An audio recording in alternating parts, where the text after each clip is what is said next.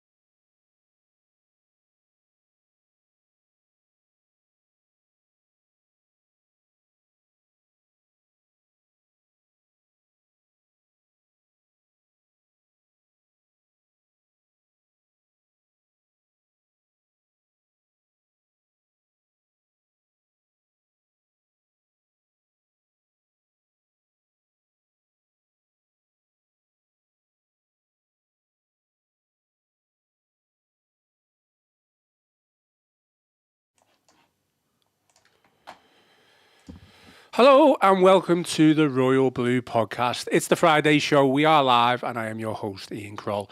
Joining me in the Royal Blue studio today to talk all things Everton, we have Gav Buckland. Gav, thank you for coming on the show. You've kind of saved the day because it would have just been me talking to camera by myself, and let's face it, no one wants that. So, I don't know, some people say that was more preferable than me, but yeah, no, good to come in, and Merry Christmas to all our viewers and listeners as well. Hope everybody had a great break. Absolutely. How was your Christmas day? All good? Yeah, it was good. Yeah. You know, with the family, and the Boxing Day was obviously, as we will talk about, was the cherry on the cake sort of thing. A few drinks yesterday, not too hungover today or anything? No. I'm perfectly okay. But yeah, I had a couple yesterday, and like everybody else on Christmas Day as well. Cool. And forgot to mention nearly there, you've come bearing gifts as well. I've got a book out, didn't you know? Yeah, you've got 2 copies in the Royal Blue studio at this moment in time. Absolutely. Yeah. I've had lots of good feedback of it over the festive period, and as I say, books are for life, not just for Christmas. And there's purchasing opportunities beyond Christmas. There's 3 big windows for booksellers, certainly like football books, Christmas, Father's Day, and holidays. Yeah. Some holidays are the 3 big windows, but plenty of opportunities in between. Absolutely. Well, you can see if you're watching on YouTube, we've got 2 copies in the studio, one in front of us, and then another one, Pride of Place on the Royal Blue, I guess, Wall of Fame, or Wall, if you want to call it. Yeah. Someone say Wall of Shame. Yeah, maybe absolutely. Wall of Shame. And the good thing about the book is that Agent Eats my favourite Everton player ever. A lot of people say that, don't they? Yeah. But I mean, you know, the 80s was certainly before my time. So, just quickly on that, why is that? There's this thing, isn't it? They did a study in Holland many years ago about people's favourite footballers, and what they found is that people's favourite footballers are at their peak when that person is 14. Okay, I think I've heard that's this. And so that's when and it's like everything else in life, isn't it? When you're 14, 15. You're massively influenced, aren't you, by stuff like music, and your life's changing. Music, I don't know, film stars, whatever, football, and you're more open to stuff, and that's what they found. And she signed about just that. I was a little bit after 14, shall we say, but still a teenager, and I think that comes into it, you know. Just trying to think. When I was 14, would have been around roughly 98, 99. Yeah, I think you can tell people. It would have been Kevin Campbell, Ferguson would have been there as well, probably. It's funny. I've had this conversation with people like Alan Myers, who about like sort of there's people who are maybe 4 or 5 years older than me, whose favourite Everton season is not like the mid 80s. It's actually 77, 78. Okay. Because they were like sort of that sort of age. So people born in the early 60s, when Bob scored his 30 goals, he was a big hero and stuff. That was their big season, not the mid 80s when you were a little bit older, because that's when you things influence you the most in your early teens. And there's a fascinating bit of psychology there, and you can sense if you ask somebody who their favourite Everton player is, didn't know how old they were. if they give the answer, you can probably guess their age. Yeah. You know, there'd probably be like people, I say, you know, maybe like before Kevin Campbell, maybe Ferguson 4 or 5 years before, 4 or 5 years after Kevin Campbell, maybe say Tim Cahill or something like that. Yeah. It's a funny bit of psychology, but it doesn't apply just to football. It applies to lots of other things that influence you. Nice bit of psychology. I mean, I think as well, a big thing about it is someone who can score your goals. Oh yeah, absolutely. You just love them no matter what they do yeah. in life, you know, who they are. If they can score football, if they can score goals for your football club, you're just going to Well, all the players we're speaking about their age, you need Kevin Campbell, Ferguson, Cahill, they all score goals. And although to be fair, I think there may be in 10, 15 years' time, people might turn around and say, probably says more where we are. Oh, that Pickford is probably their favourite player. He saved a lot of goals. Yeah, I saved, it's just, I find it fascinating that people, you know, you can tell somebody's age by their favourite footballer. Absolutely. Well, before we just get going, Gav's mentioned it, but just want to wish everyone a happy Christmas, a Merry Christmas. I hope everyone's enjoyed the last 2 days, Christmas Day, Boxing Day, and I hope Santa's brought some nice gifts. I know he's brought a fantastic gift for Everton Football Club in the name of Bramley-Moore Stadium, and we all can't wait to get in that. But yeah, Merry Christmas and all the best for the new year as well. We've had a comment, Gav, from Dave Mack, who listens to the pod quite regularly. Ian and Gav, just checking this is going to be another marathon pod like the previous two. If so, I'll take the roast out now. I mean, to be fair, we've been speaking for 8 minutes and we haven't even got to the proper pod yet. So there's your answer. Some would say this is the most entertaining part of the pod before we talk about Everton. But yeah, I think that the previous two have clocked in at 77, 78. They have been quite long, but we've had a lot to get off our chest. Yeah, absolutely. Okay, well, today's agenda, obviously, we are going to react to the City draw. Is it 1 point gained? Is it 2 points lost? We'll discuss. We'll also preview Sunday's game at home to Nottingham Forest. So there's all that and more, but as usual, give us a thumbs up and drop us a like. And if you haven't already, please subscribe to the channel. Your support is greatly appreciated. And as always, we are live. We've had a comment in from Dave Mack already. So get your comments in, feedback. Tell us whether you would disagree or just if you want to just drop a comment of any sort, just get it in. But we will start off with the initial reaction to the City draw, 1-1 yesterday. Gav, what did you make of it? Interesting game, wasn't it, really, in the great scheme of things? When they scored relatively early on, and he'd hit the post as well, there's a feeling that this could be a long afternoon. Yeah, absolutely. But, and it's a big but, and we discussed this at length on the previous pod, is City of 2024 and not City of 2017-18, are they? And it became quickly apparent that was the case, and they dropped off a bit, and they just haven't got the quality in the final third that they used to have. And we sort of grew into the game a little bit. We had 1 or 2 opportunities, scored a great goal, which we'll discuss at length. And from then on, I thought we, like Chelsea, we kept them at arm's length. I mean, I think they only had 5 shots on target, didn't they, out of about 20 odd attempts.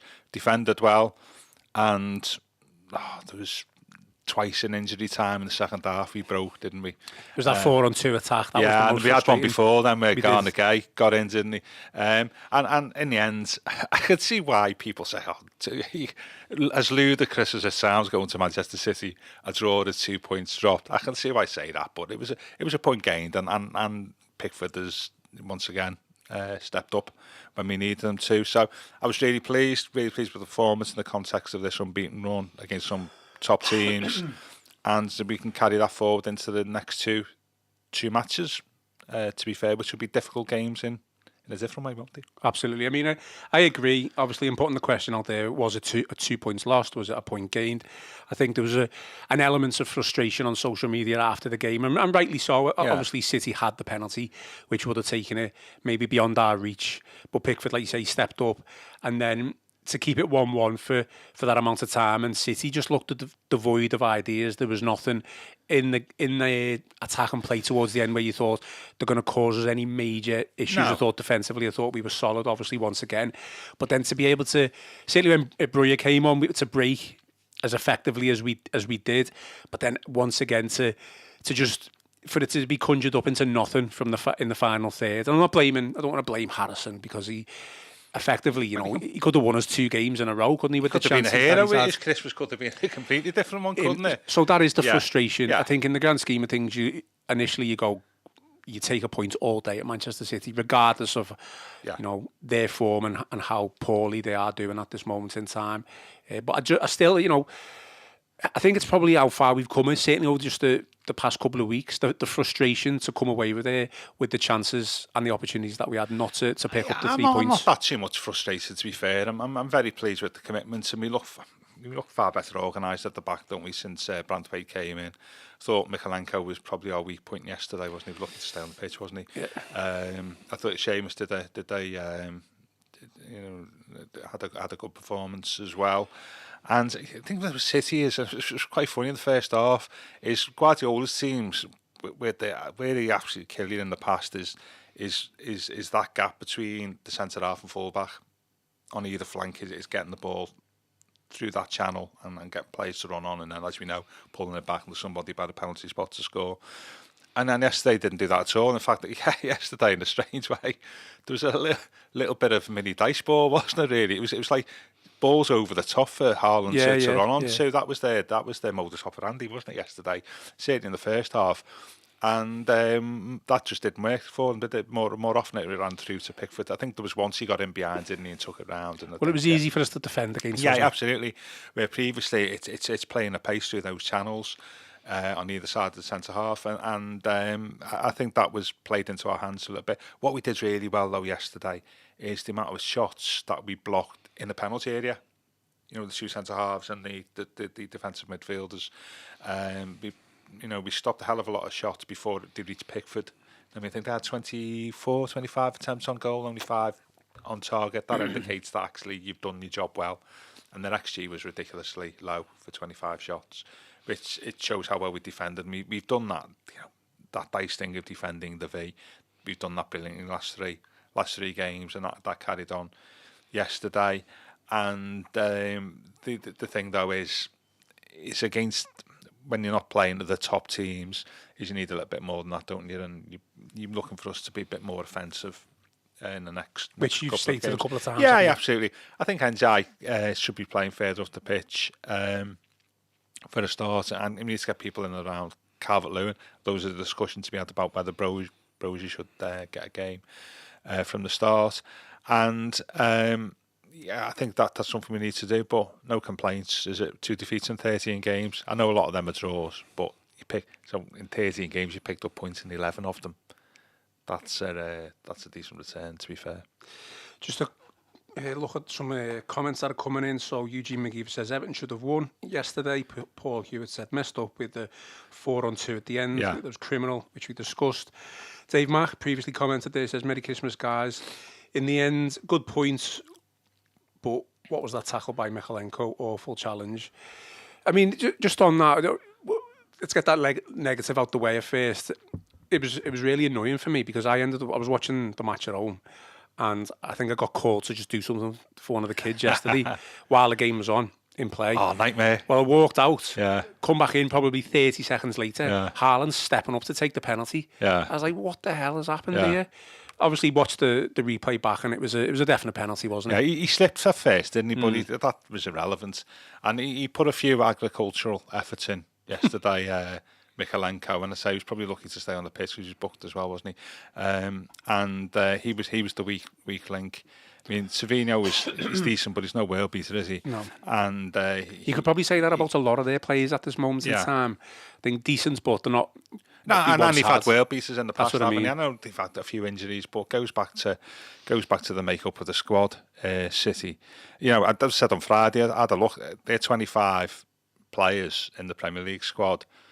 There's only 5 of them who are in that magic age I was called, 24 to 28. There's like more. I think there's half of them at 29, 30 and older. And you saw that yesterday, and the quality wasn't there.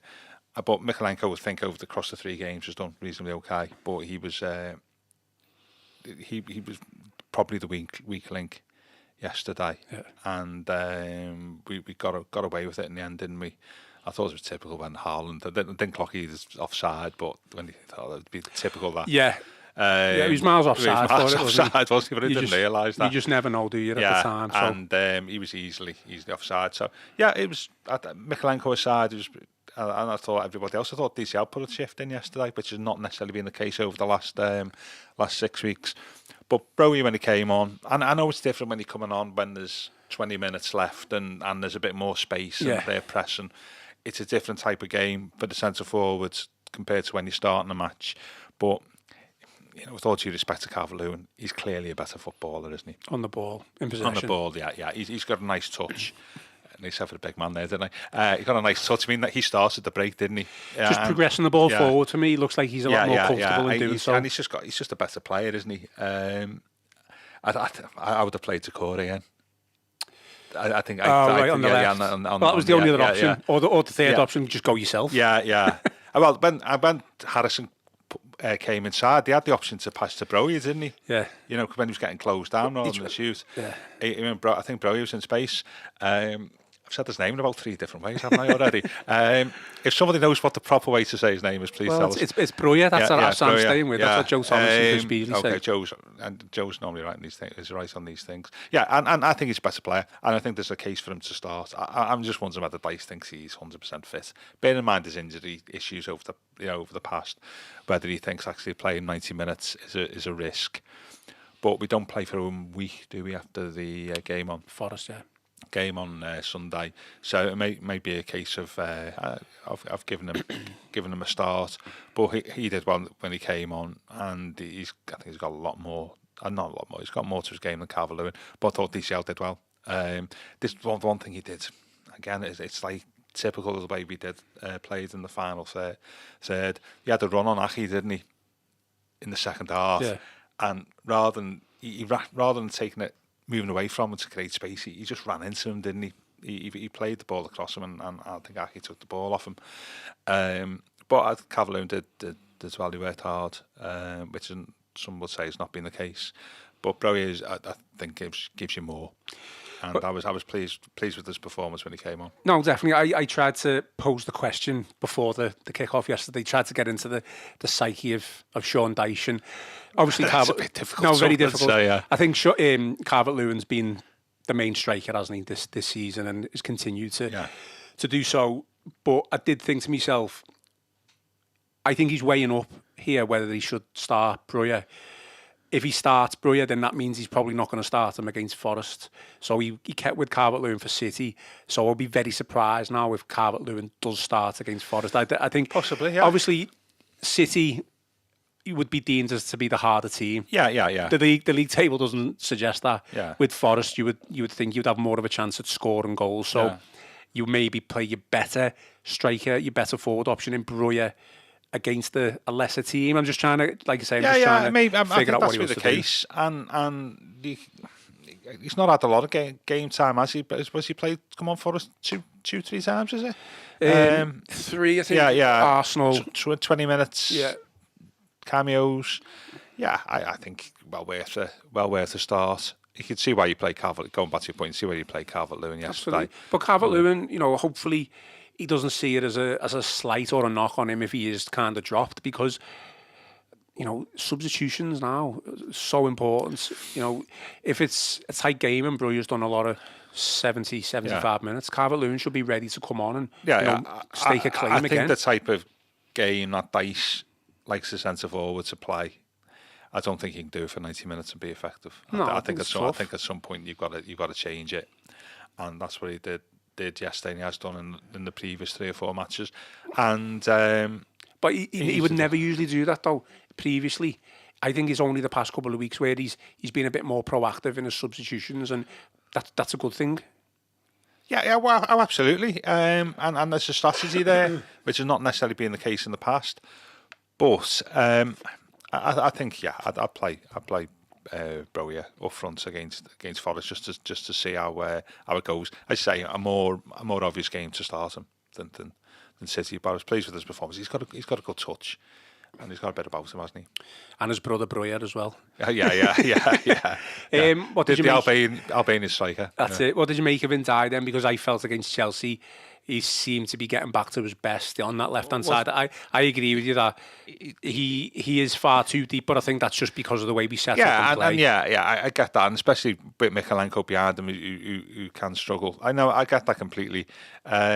I thought he played well. Got man of the match, I think, did he? Yeah, on definitely on deserved the tally. it, yeah. On the telly, sorry, he did. Yeah. I thought his goal. It was a great goal, wasn't it? I mean, and to be fair, I don't think there's enough credit for the goal for the team, to be honest with you, because it starts off with a great ball, doesn't it, from Garner Guy, which is not something. To be fair, it's not something we said a lot on the podcast. I think it was Garner Guy. He pinged the ball out wide to Harrison, and then we sort of pressed him on that their left flank, all right, didn't we? The first cross came in, got cleared, and then we got the ball back, didn't we, off Doku. And we saw, and if you have a look at the goal again, I think there's Harrison and possibly Coleman. They feint to go wide, and they get the draw the City players, and that leaves space for Takore to get the cross in. Yeah. We played it really well, I thought, on that side of the pitch for the goal, and I think it was a miss. It's also chinned off as Aki's right leg, and then I mean, there's a lesson there for Jack Harrison there on how to get the ball out your feet quickly, and first touch and first touch. I think it was our first touch in the box, wasn't it? Yeah. First touch kills the ball. Second one, really difficult skill. You don't see many goals like that really, and as soon as it went in. Fantastic yeah, goal. As soon as he thought that's in, and it was a fantastic goal, and he can do that. But that's where you want to see him hitting the opposition in that part of the pitch, and I don't think he's done that enough this season, and that's reflected in his key stats or whatever. But I thought he, apart from the goal, he worked really hard, and I think he's got 3 goals for us all the way from home, hasn't he? And I thought he did well against Chelsea, did really well yesterday, and against Forest you want to see him in that part of the pitch more often than what he's been so far this season, don't you? I think he's got it. It's clear that he's got something. He's a talented player. He might not be like a world beater who could maybe go on to play for one of the top teams, but he's certainly got something. I know what it hasn't worked out with Marseille, but he's come to us. He's been a breath of fresh air. He's had a bit of a dip since the lightning fast start, I guess, if you want to call it that. But I do think it is because what you said, you want to get him into those key areas where he's able to be more effective. We do play with a low block, so he's obviously he's further down the pitch when he's taking players on, or he's making these through ball passes which aren't as effective if you were further up top. He needs players around him with quality as well at the end of the day, doesn't he? And I think we've mentioned this in the past, there's too much of a gap between the midfield and the lone striker, and it's always going to be difficult. So someone who wants to get on the ball, someone who wants to take players on, someone who wants to make those key passes, if you're 40, 50 yards away, at the end of the day, you're not going to be able to play through balls into that. I think you're right, and it's part of the team's strategy. We discussed that at length, didn't we, on Friday? But for us to push on, we need to change that strategy, don't we, and get further up the pitch.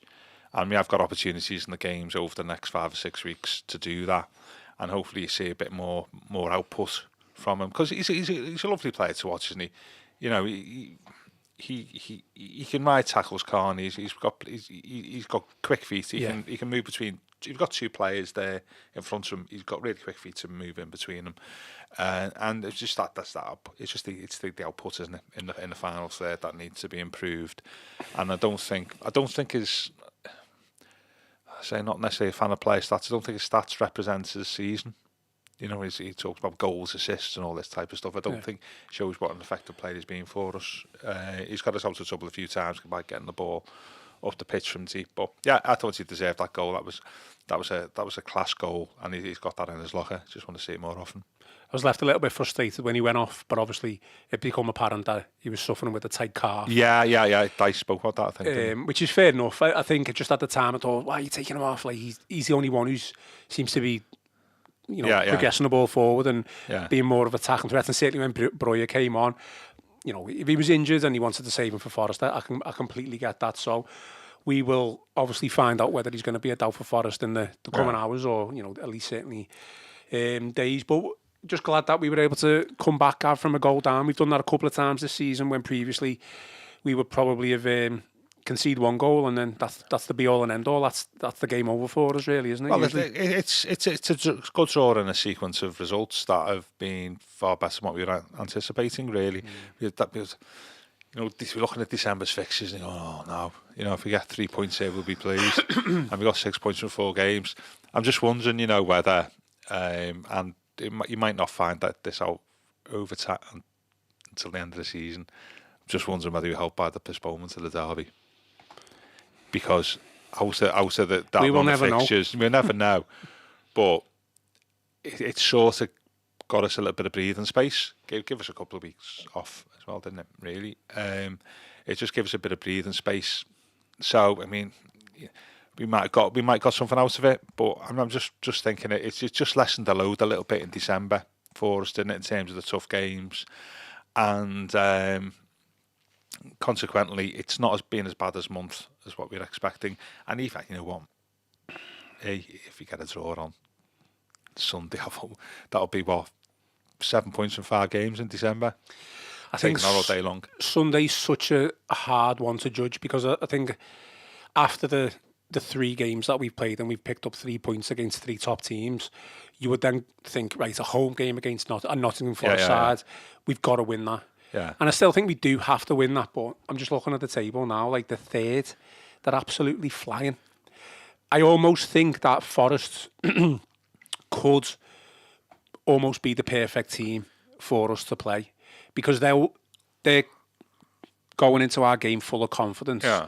They've got quality players. I don't think anyone can. I don't think anyone can hide that. But the thing is that I think rather than say like a Brentford or who else has come to Goodison and just sat in and made it difficult for us, I think Forest might think we can come here and have a little bit of a go. Yeah. Do you know what I mean? Yeah. So that will leave gaps, and it might give us the opportunity to score goals. To express ourselves, for want of a better phrase. Yeah, So, it should be a good game. So I think, yes, stay defensively solid, do all the things that Dyche would normally do, but we were at home here against a team who are flying. Don't get me wrong, but we've got momentum behind us as well. The crowd will be there. Let's have a little go rather than just sit back as we normally would do. Yeah, I mean, it's an interesting point, and I think you're right. I think we've got a little bit of momentum, haven't we, at the moment? So momentum is a key thing to have in football, and you're taking this run into the Forest game, and I think if we won, you're thinking, that's 9 points from 5 games in December. Well, if we won, we go to 20 points, so we still wouldn't move up the table. And I know we're on these are I say like not the easiest run of fixtures we've had over the last 3 games, but you can see. I think we spoke about this last week, didn't we? There's a real danger that there's going to be like 4 or 5 teams cut off at the bottom, isn't it? And well, we said that, didn't West Ham won yesterday, didn't he, I think? And Palace drew at Bournemouth. If you have a look now, you're looking at the 3 who are going to go down are probably going to come from 4 or 5 clubs, aren't they?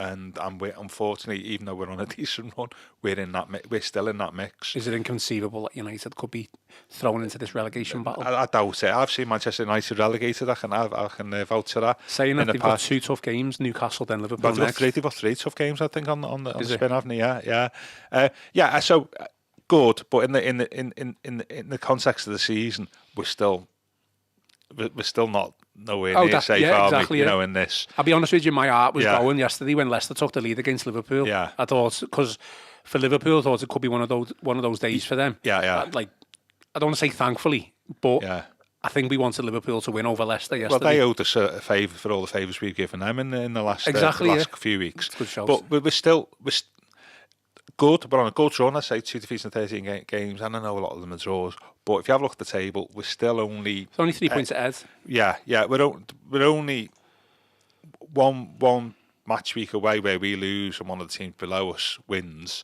and we're right in there. So that makes Sunday a vital game, doesn't it? I mean, I say I'd take a point, but a win would be great. And because we've still got Bournemouth away, some tough fixtures. Bournemouth away is going to be tough.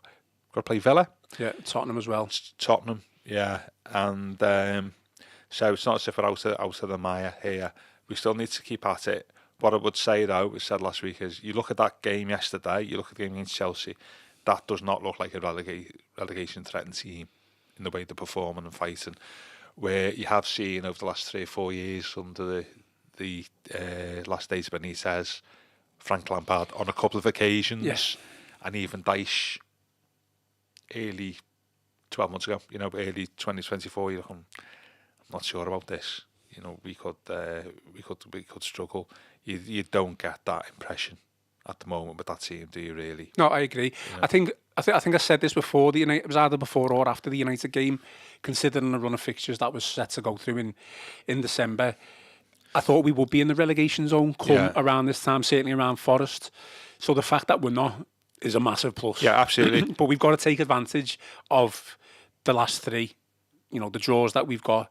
Go into Bournemouth, go into Forest. Not with too much of an open mind and don't play too attacking, but I think we've shown that we're defensively solid, we're capable. Yeah. Stick with everything that we've done in the past couple of weeks, but just try and nick it a little bit. Dyche is just playing, and I can see why. Dyche is just playing the percentages, isn't he? Well, that's what he does. That's what he's doing. He's 32 points will keep you up. But over halfway, I think that's what kept you up last season, wasn't it? I think it might be a little bit more. Do you reckon? I think you look. Well, what's the third the 18th place team got now? They got about 14 from 17 games. Yeah. So 32 keep it up.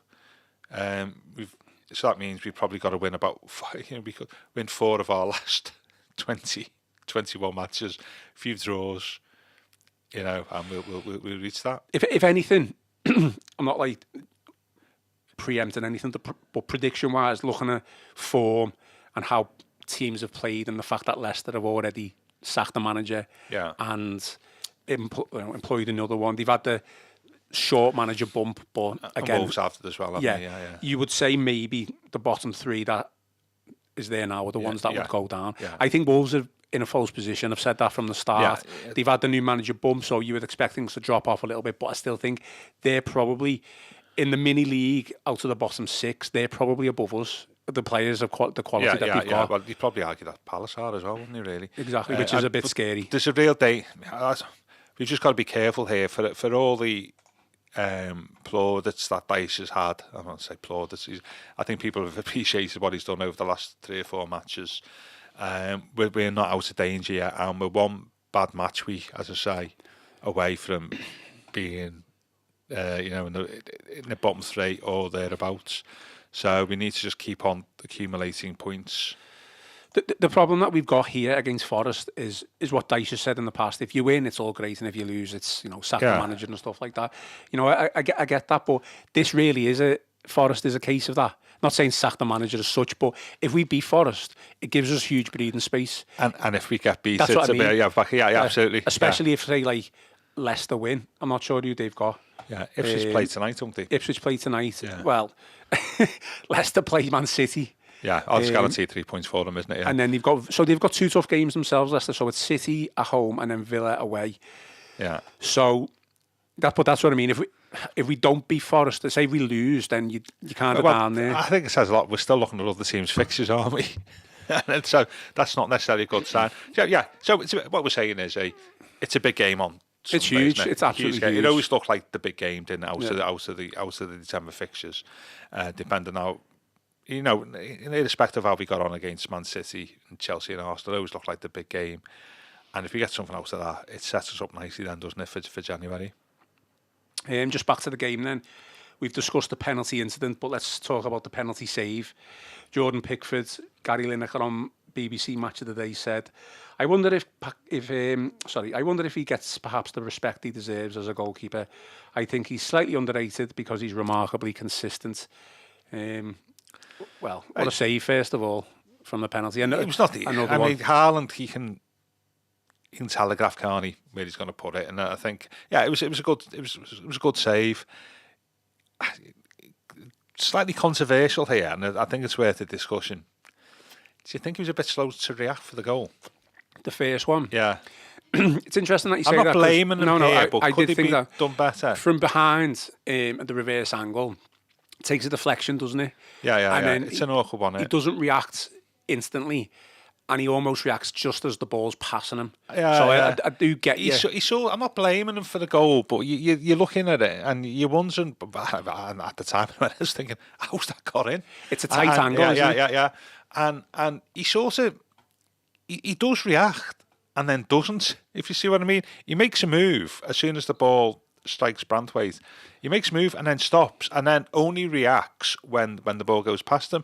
And I was thinking possibly I might be a bit churlish here that he could have done more there. No, I don't think it's too unfair to say that. There was who was talking about that about with Branthwaite. But was it Matthew Upson on comms or somebody later on in the day said in 12 months' time that Branthwaite had a bit more experience, he'd probably stop that at source where it wouldn't, the ball would go out for the corner. It was, and that was an interesting take. He's done okay, Branthwaite. He still gives the ball away too much for me, and he's still get the impression he's still edging his way back into the team, even though he's played, 5 or 6 games. And no he looked more solid. It? No, it looks more solid, but I don't think he's anywhere near the heights he was last season. I thought he had a good game. He had a bit of a knock as well, didn't he? He went off the pitch. He did. I was in my mouth. He didn't look like he was getting back up. No, he looked as if he was struggling, but he got up and did well. But I still don't think he's near the heights of last year, which is good. If there's more to come from him. But I look at the goal thinking, could we have done more there? I mean, who did you say was on comms? I didn't. Was it Matthew Upson? Wasn't it? I found it so disrespectful to Jordan Pickford after he saved that penalty. I was like bemused by some of the stuff that he was saying. He almost criticised Pickford for saving the penalty. Did you get onto that? I was too busy jumping up and down on the couch at that time, to be fair. He referred to him as Jumpy Pickford. Yeah, but I think I don't say. Yeah, I'm not sure about that. I think he can. He was almost like he's an erratic goalkeeper. Well, he has erratic moments in games, doesn't he? I mean, he had an erratic 20 minutes on Sunday, didn't he, against Chelsea, where he produced 2 or 3 things. You're thinking, this is more ammunition to the fire. His kicking was poor against Chelsea. Yeah. He kicked the ball out at least 3 or 4 times. Yeah, the win there didn't help, did it, on Sunday, to be fair? But I said all along on this is, Pickford is an underappreciated goalkeeper, undoubtedly. But at the same time, he does give ammunition for his critics to fire, doesn't he, on occasions, both for England and for Everton. I mean, I thought he was lucky on Sunday to stay on the pitch. How many goalkeepers see do a sliding tackle like that in the area? And there's two or 3 other things on Sunday. Yesterday, and Jumpy Pickford when you're facing a penalty is actually part of the mind game stuff, isn't it, really? And you're seeing him like pulling faces and all this. Again, you can see why people say, who are outside of the club, say you can see why they say what they say about him. And there's a few Everton, like me, would say exactly the same. Well, he's a very good goalkeeper, but there are occasions where you think the Jordan Pickford playbooks are happening here, and I thought that was certainly on Sunday was the case. I mean, Haaland, I think I've seen the stats saying that was only the second one he'd missed in like 18 or something like that. So it's not like he's got a poor penalty record. No, but it was a penalty of somebody who's lost a little bit of confidence, hasn't he? Really, and I thought Pickford, he made a good save with his feet, and he didn't in the great scheme of things, he didn't have a lot to do yesterday, did he? Well, that was the thing, isn't it? I think that's where he sometimes could struggle if he hasn't got a lot to do. And his concentration will go, and that's been the case for this time at Goodison. But I think it's improved in that, to be honest with you. But no, he was again. He more than anybody is responsible for us for eking out the points, isn't he? And but you saw why people give him stick yesterday. But he does bring it on himself. I'll give you that. Yeah, absolutely. But I think maybe that's part of his. He needs to do that. Yeah, maybe. That's just part of the psychology. Almost wind himself up a little bit. Yeah. And there's, but sometimes I think it's all right if you want your central midfielder who's like that. Whether you want your goalkeeper to be like that is another thing. I think some of a similar one to that I would think is possibly in his early years at Liverpool, probably Grobbelaar. Was cut from a similar cloth. He was like Bruce was a bit erratic and could do a few funny things on the pitch and stuff. But I think that was part of his nature to drive himself forward, and I bet Pickford would say the same. Yeah, no, I just felt like commentary after the penalty save, straight afterwards, it was like I don't know, it was like a barrage of like 3 or 4 minutes of just like weird describing Pickford as, I don't know, flaky, jumpy. And I just think he's just saved a penalty from probably one of the best strikers in the world there. And it's the second one he saved in a row, previously Anthony Gordon. His record of penalty saving, his reputation is probably a little bit undeserved, because I think prior to this season, the only one he'd saved in 4 years was the one. It was a big penalty, the Maddison one at Leicester. Yeah. He'd not really saved that many penalties. His reputation as a great penalty saver is with England in penalty shootouts, but actually for Everton, it's not that great. And but when he has done it like this season, it's been crucial. And yeah, I think actually both sides of Pickford. He's improved over the past. I think the appointment of Ancelotti was just one of the best appointments ever. And I thought that he was in the news the other week about us, wasn't he? The I won't say the love he gets off Everton fans, but the respect and stuff he gets, it's totally undeserved. The one thing I would say that he did that's benefited us in the long term is I think he sorted Pickford out, didn't he? Or got Pickford to sort himself out. I think Jordan was quite open. I think he went to see a psychologist, didn't he, and about his game and stuff. And he come out of the Ancelotti era a far better goalkeeper than what he did before. Not better goalkeeper, a more stable goalkeeper, possibly. And he's a different keeper. I think though still jumpy, he's not as jumpy and erratic as what he was before Ancelotti came. Let's move on to another individual then, Seamus Coleman, back in the team. I guess he did have a bit of a cameo, didn't he, against Chelsea, but I guess to be thrust back in the team after being out for so long. What did you make of him? I thought he did very well, and he got himself mixed up in the second half. It was in the first half by the touchline. I think he lost the ball, didn't he? By the byline, he lost the ball. But I thought he did well. He does offer a little bit more than Ashley Young going forward, and he was part of that. As I say, in the build up to the goal, he was part of the move, wasn't he? I think we did really well getting the ball in, and he was another one. Had to go with Haaland, didn't he? When Haaland was taking the. Yeah. He said something soon, didn't he? Apparently, I think there's an article on the Liverpool Echo website specifically. They asked him about it afterwards, didn't he? Let's see if I can Google. He definitely played a bit of mind games. The best one I've seen of mind games was when Johnny Heitinger in the penalty shootout against Chelsea, when he barged right into Ashley Cole. Yeah. Do you remember that one? Yeah, that was Stamford Bridge, wasn't it? Yeah. That was interesting. Yeah, it was interesting to see what Seamus said. Maybe he said, stay humble. I think it was. I don't know. I'd like to think he'd say that, because that's following Haaland around, that, isn't it? I can't find it, but... Yeah, and I think Seamus did well in the great scheme of things. Does that give Dyche a selection poser for Sunday? I think it certainly does. A 36-year-old against a 39-year-old? Ashley Young wasn't injured. He was only suspended for one game, wasn't he? So without a doubt, do you bring Ashley Young back in, who's been fantastic for months now, or do you stick with your captain, I guess? I'd keep Young. Would you? Yeah. It's definitely a debate. I mentioned this, haven't I? I think Young's probably been edging to be player of the season. I wouldn't say edging to it. I think he has been the player of the season. I know. And in Dyer, I think is obvious. When I say edging, I think you could choose both of them. Yeah. I do think that I'm not criticising Young. I'm just thinking a different style of right back would help us a bit more on that right hand side. I think Coleman gets ahead. Gets up the pitch more, doesn't he? And he's got 3 years. He's 3 years younger. But yeah, you saw that yesterday on occasions. But I just think I think it would be unfair on Young to drop him. He's not going to do this, but potentially, because he's not going to do it because he would see it as too much of a upheaval. But you could play Young and swap Ashley Young to left back, which we've discussed many times. Yeah.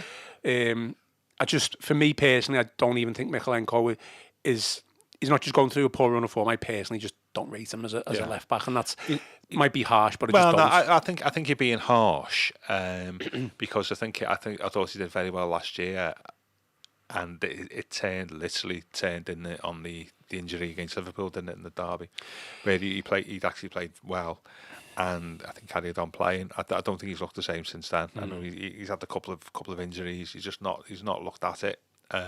Though he's another one who actually had a couple of good games against Arsenal and Chelsea, against difficult opponents, and possibly. But I think you've got to get Young in the team somewhere. Maybe that's the option. But you change your both full-back positions, then, aren't you? Really, I think you've got to be careful of Coleman and injuries and fitness. Well, I think that's coming. I think that's probably a key point, really.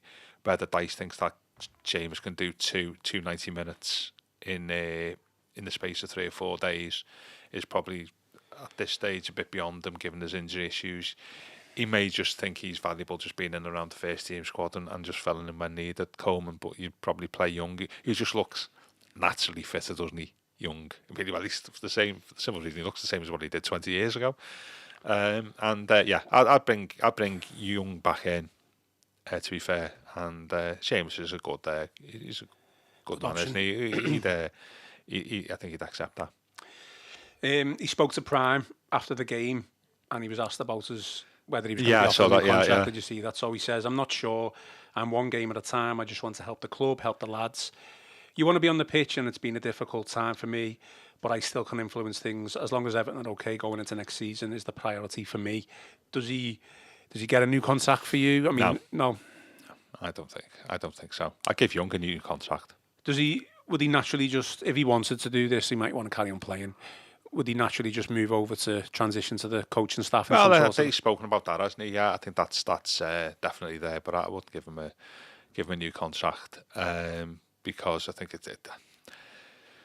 we all know this rebuilding job. We've got so many players out of contract, but that presents an opportunity to us, and I think I can see why it was given this year, but next year, no. Young definitely, though, if he carries on as he is. Just out of interest, I thought the footy was really good yesterday. You know, I think from 29, I think the next TV deal is due up starting 2029, when I think there's a real possibility every game would be on live then. And I could that you know, like, it was really good yesterday. You had like every match is on live at some point. You could switch between games and stuff. And if that's the future from 2029, then you'd have that all day long. Really. I do like it. However, do you, like the young people, Gav? Do you look at your phone when you say if you're watching the game on the telly or like away from home? Do you look at your phone? And the telly's a little bit behind, and then you find out the opposition has scored before. Yeah. It's a lot behind, if I'm being honest. But I try to avoid that. But I think I liked the presentation yesterday, and I think if that's the future from 2029, then bring it on. John Ryan says, "Sorry lads, I would keep the captain." I think that's in reference to Coleman. Yeah, okay, yeah. No, that's fair enough. I think it's 50-50. Yeah, I think so.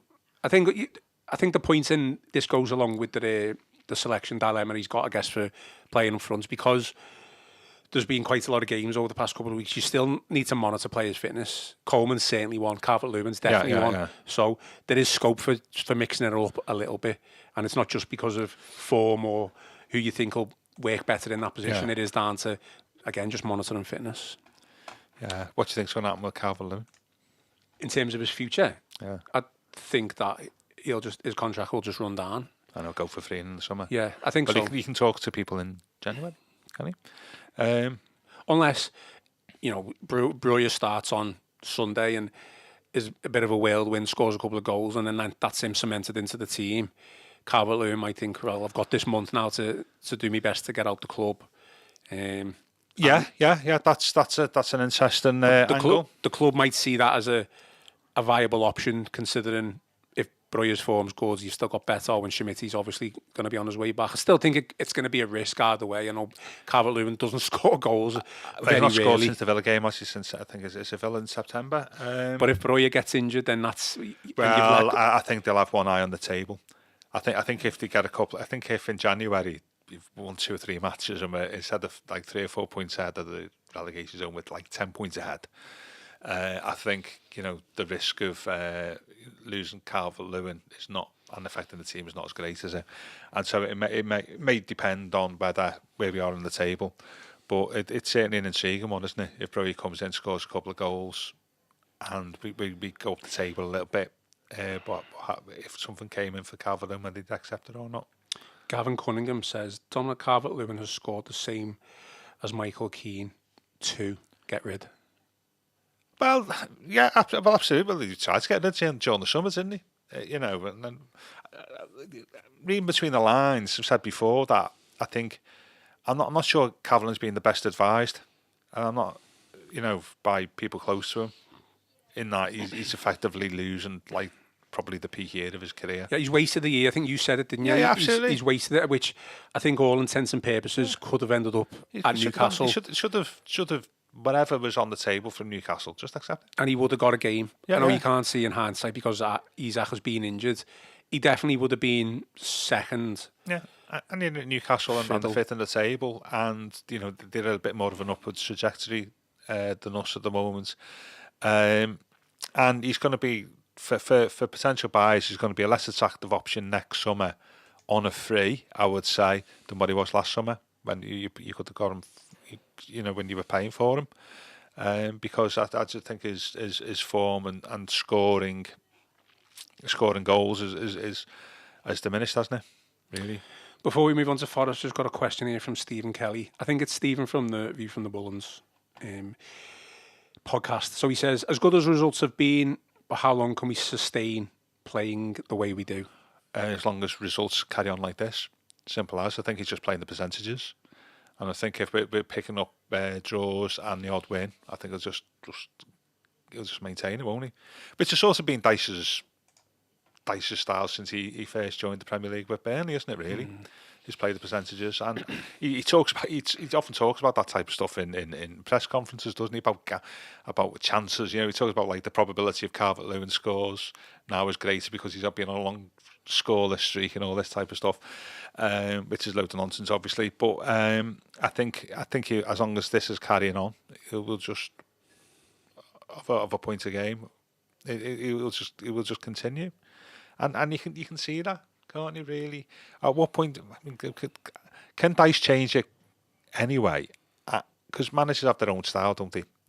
They never change. From the day one as a manager till the day they finish, they have one style of playing. They might change it slightly, but they all do, whether you're Ferguson, Guardiola, Moyes or Dyche.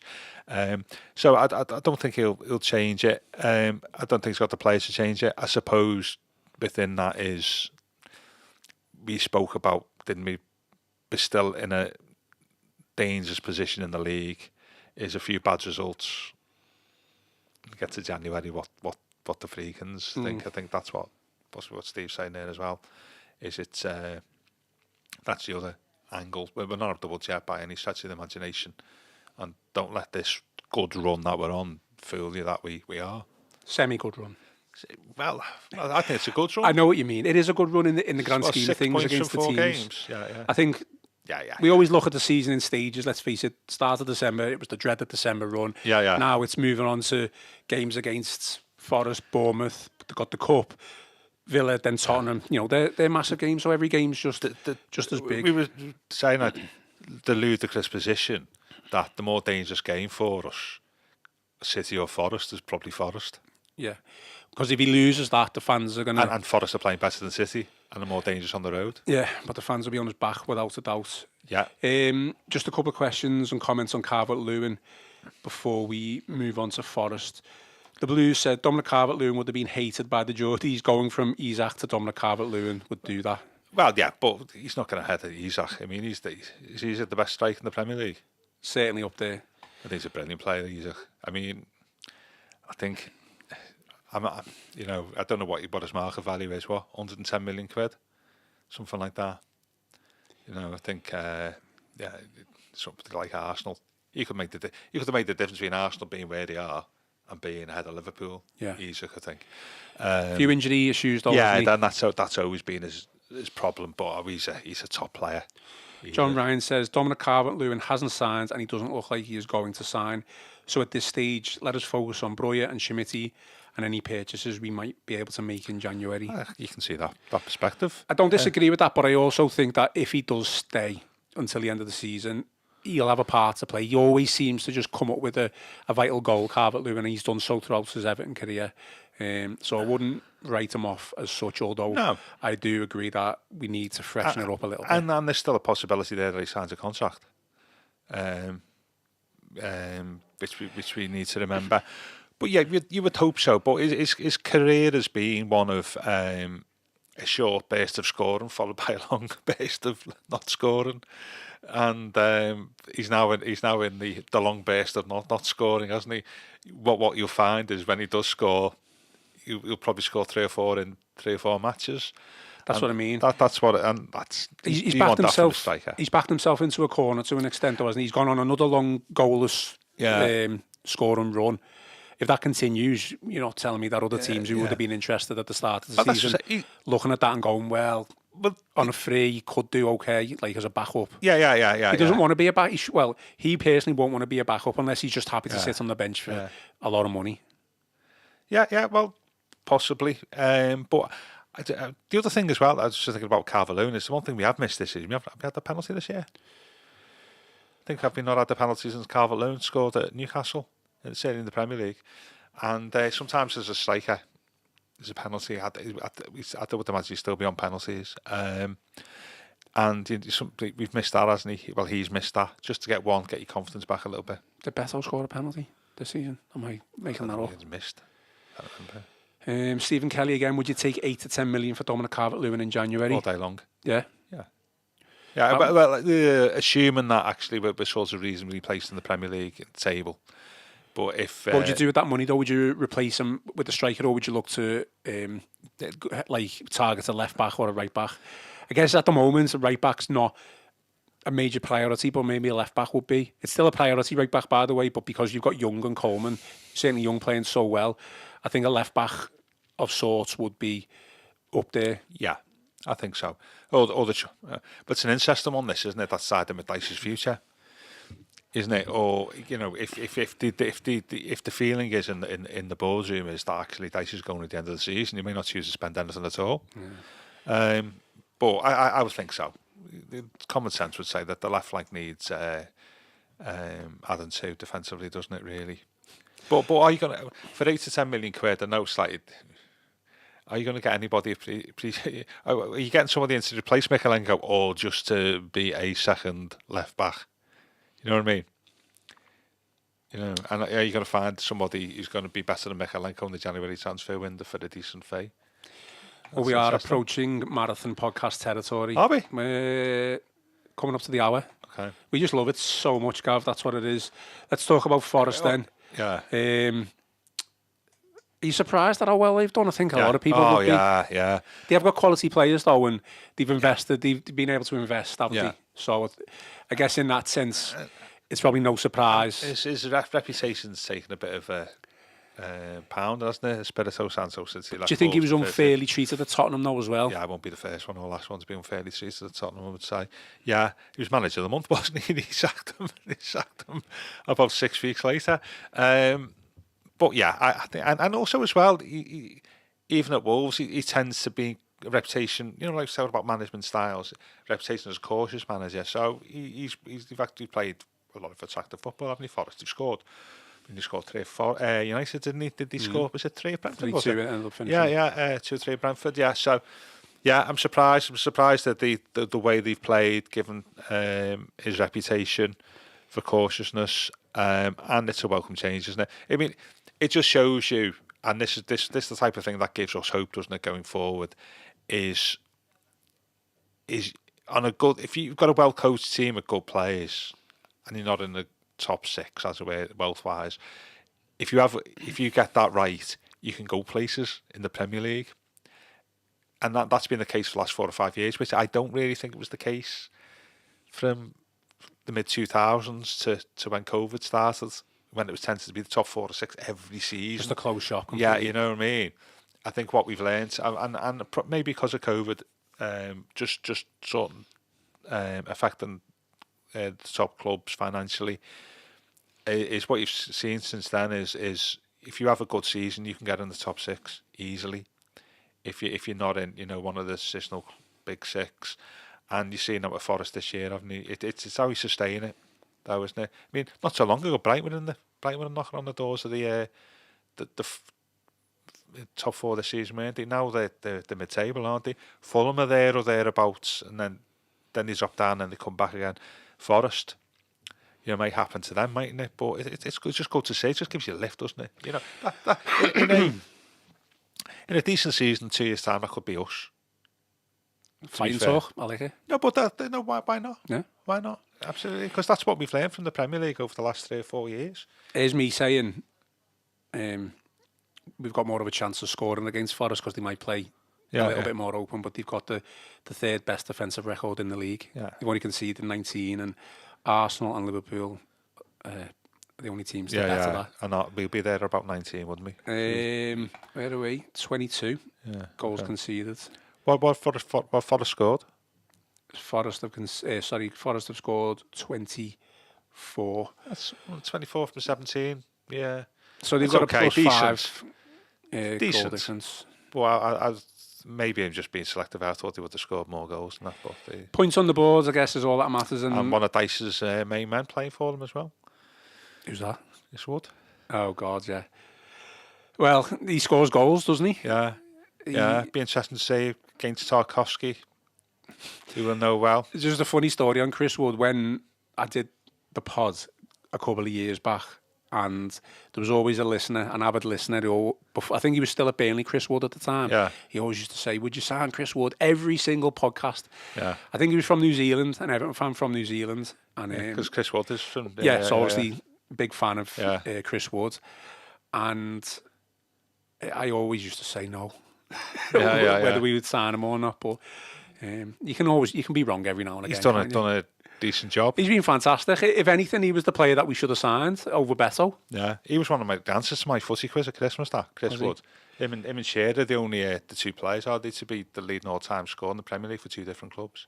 Yeah, I've seen that because Forest's goal scoring record in the Premier League. But it doesn't matter. It's still a fact. It still is. It's still a fact. And to be fair, if you haven't done Gaz, are we calling it a Christmas quiz or are we just calling it a quiz? Oh, hold on. Christmas footy quiz. Yeah. Go to Gav's Twitter account, which is at Gav Buckland. Yeah, yeah. And you'll be able to... 40 very hard questions. Yeah, you'll have to be careful because if you're scrolling down, you'll probably see the answers first. Yeah. Did you see the answers first? I've seen the answers first without seeing the questions. So I'll have to go back and reread the questions and then try, and I'll let you know what I get. Yeah, you know how many views I got? Go on. 1.5 million views. You're just famous, Gav. No, That's what it is. not views. I'm not famous. It just shows you at Christmas, especially if, like gang lads in the pub, and girls to be fair, because my daughter's played it, is people people want to like a good footy quiz, don't they? To be honest, I wanted to do a Royal Blue quiz for Christmas as a Christmas special, and just haven't had time to get it sorted with everything that's been going on. But maybe for the end of the season to coincide with leaving Bramley-Moore. And, leaving Bramley-Moore, that's a Freudian slip, mate. Yeah. Leaving Goodison and going into Bramley-Moore. I've got a fantastic question for you, by the way, and it's got a fantastic question for everyone else. I'll put this out on Twitter at some point. Would you rather win the last game at Goodison or win the first game at Bramley-Moore? I'll win the last game at Goodison. Win the last game at Goodison? Yeah, all day long. Would you? Yeah. I asked that question to 2 friends at Chelsea, and they both said win the first game at Bramley-Moore. I think I said win the first game. If you don't win the last game of Goodison, the first game of Bramley could be in the Championship, couldn't it? Well, I said my answer to it was win the first game at Bramley-Moore. However, there's always a caveat with me. That's not a question, then, isn't it? No, as long as we don't need to win. That's what I mean. That's where I'm coming from. Yeah. Then you want to get Bramley-Moore off to a good start. Yeah. I think you've got to go out and hide, haven't you, at Goodison? Let us know. Would you rather win the last game at Goodison or the first game at Bramley-Moore? Interesting, I think. I want to win both, obviously, but we'll see. Okay, team selection and predictions for Forest on Sunday. 1 hour, 5 minutes. Are we still going? Yeah. We're still going. Team selection, we've kind of spoke about it a little bit. I'll bring Young back for Coleman. I'm going Okay. to play Bro. You had a DCL, but apart from that, unchanged from yesterday. What about Harrison? Would you keep him still in? Yeah, just about. just about. Yeah, he didn't. I thought he was another one, but he was off it a little bit yesterday, wasn't he? Harrison worked hard, but Lindstrom came on. I thought he did okay, but then it just always gets down to the point where when he gets into those the spaces, good opportunities, his final ball is just terrible. I don't know. He set up the one on Sunday, didn't he? The one that where the Chelsea player blocked Njai sat. It was a really good ball. Maybe he should be given a goal then. Possibly. But Harrison was another weakish link yesterday. Yeah. I thought he gave the ball away too much and ran into cul-de-sacs. He's not a right winger though, as well. You know, for me, let's have it right for all the criticism that he gets, and he's not a whale beater by any means. He's not even, I wouldn't even say he's a really good Premier League player. He's playing out of position, and I think that's, it says a lot, really. It's not a position he can not play, though, is it? Does that sound right? Yeah, he's comfortable there. But I mean, best performance seen off Harrison for Everton when he played number 10 against Newcastle last season. Well, we've said that, haven't we? He could have been the option as number 10. Yeah. I mean, this is going off on a bit of a tangent, but I remember when Stephen Naismith came to Everton and Moyes just constantly played on the right wing and he was dreadful. Yeah. And fans always used to get on his back, and then he played up front and he just used to score all the time. Play your players in your proper positions. Big goals. A lot of his goals against big teams when they're in big games. Naismith, but I didn't play up front. He played, and you know what? I don't think it's a role that we've never really replaced. He played that sort of, and I know it's probably heresy to say this on a Royal Blue podcast. He played that sort of Firmino position at Liverpool, didn't he? Where you just sort of behind the striker, but you haven't really got a role. You're just sort of moving around the pitch, a bit like Thomas Muller, at Bayern Munich in Germany, and Naismith was like that, where you're sort of the second striker, but you're not. You just sort of ghosting around, and I thought he did well. Naismith, I liked him a lot as a player, but he did look like a fish out of water when he first came, didn't he, down from Scotland. Puter says win the last game at Goodison Park. Daniel Beddoes says win both, which hopefully. That's fair enough, yeah. Danny Church says still need to buy Gav's book. Oh, no. Okay, we'll finish off with predictions. Win 2-0. 2-0. Yeah, absolutely. I think our good form, good run will continue, and that will give us hopefully a little bit of breathing space going into the new year, because I think it'll be a tough game at Bournemouth as well. I'm going to go with a 1-0 win for Everton. Another clean sheet, and I think Forest quite clearly good in defence. I think they'll try and come out, but I think if Breuer plays, hopefully a good game, man of the match performance potentially, and go with a 1-0. Golden go and miss with it. Absolutely. Well, just to let everyone know that I am off now for a couple of days after the Forest game, so there's not going to be any in-person podcast in the studio, but we will, I guess, endeavour to put something out on Monday. I know Chris and Joe are going to be back. So just keep an eye out on all Royal Blue socials, and we'll update as much as we can. A bit gutted really, because I think if we win against Forest, you want to speak about a win and talk about the positives and stuff like that. So, but it's just that time of year where we're basically being told to take holidays, otherwise you lose them and stuff like that. So, and to be honest, I've got a big night out planned after the game on Sunday with the lads. Have you? Yeah. I went to town on Sunday after the game. I was chocker. Yeah. Absolutely chocker. So it might be the same on Sunday as well. Absolutely. I mean, I know it probably will be, because Liverpool play as well away, don't they, against West Ham? Yeah, they're after us, aren't they? Yeah. It's happened on Sunday. Yeah. So slightly earlier kick-off time of 5:15. Yeah, it's a bit mad kick-off, yeah. So, yeah. Final thoughts, Gav, before we go? Final thoughts. I'm pleased with our run of form at the moment. I'm exceptionally pleased the way we're defending. But on Sunday, I wanted to see play a little bit more in the opposition final, in the final third of the pitch. And if we do that, we're eminently capable of getting a good result. Okay, well, I'm personally definitely going to be back for previewing the Bournemouth game, which is the Friday. So if you're available, Gav, we'll get you in for that. And I will, and just to wish everybody, because we won't do an in-person podcast till the new year. Well, we'll be the new year, so that's going to be the Friday before. Thanks everybody who's watching and listening to the pod, and let's have an Everton celebrating New Year to enjoy. Absolutely, fantastic throughout the year, showing your support for this podcast and obviously the Blues and everything that we do. And let's face it, we love the feedback. We love the differences of opinion that we get. The interaction is really good stuff. So keep it going. Yeah. Thank you. Absolutely. So yeah, we'll call it a day. Please remember to give us a like and subscribe to the podcast if you haven't already. Most importantly, enjoy the rest of your day, enjoy the rest of your week, and hopefully we'll be talking about an Everton win against Forest on Sunday. I've been Ian Croll, joined by Gav Buckland, and this has been the Royal Blue Podcast.